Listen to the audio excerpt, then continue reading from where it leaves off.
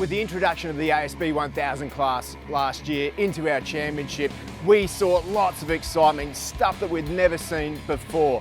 What a year it was, and 2020 proves to be even bigger and even better. Let's have a look at some of the bikes that are in this and what the differences are and what the advantages are too.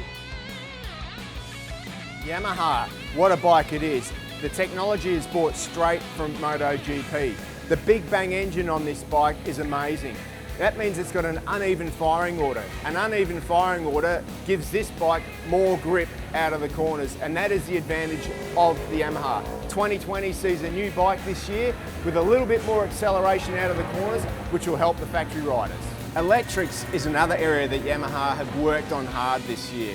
The fly-by-wire system, there's no throttle cable at all now, and that means that the riders have as close to a MotoGP package as you're going to get. And that's what they hope is going to get them across the line this year.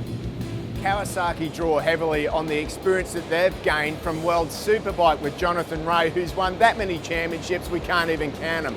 That makes the ZX-10R a really, really good package to be on. Now, the engine on the Kawasaki is different to the Big Bang of the Yamaha. It's got a screamer engine. This has pretty much been the style of engine that's been around for a long, long time. But the advantage that this bike has got is it's got awesome brute power. It really is one of the most powerful bikes out there. To control that power, you need to have a good electronic system. You can't win on power and electronics alone. Showa suspension and Yoshimura exhaust make this bike a really good package. It won last year in a few races. This year, Kawasaki want to win the championship.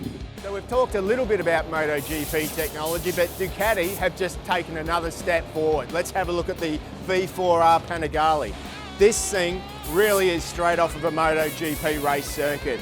It's got a V4 engine, the only V4 here in the paddock, and it is just built for speed.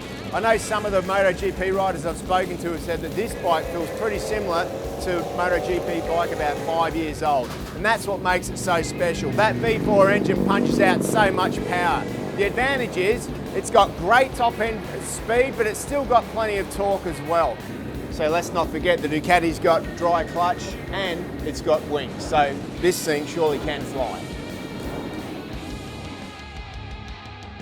Who can forget Aslan Shah, the number 25 machine on his BMW S1000R. He won the championship in its inaugural year. What a fantastic result that was. He did it on the BMW. You would think that that bike would be good enough to continue on, but no, BMW have brought out a brand new machine for this year. Everything's different. It's got a screamer engine, just like the Kawasaki, but this has got a little bit more technology inside. It's got a variable camshaft, which means that it makes torque.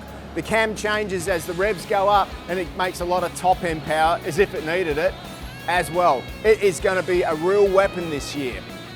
BMW emblazoned calipers, just such a sensational bike to look at. Owens rear shock. I'm sure the front forks have been modified internally as well, probably with Owens cartridges there.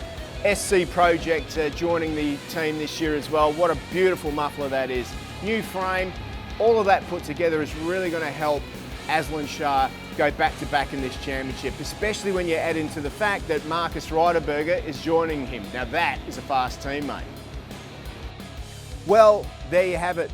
4 of the main protagonists and 4 of the different configurations of bikes. One thing's for sure, I can't tell you who's going to win because it's going to come down to who's bravest on the day. But one thing we do know is that they're all going to be aiming to be that number 1.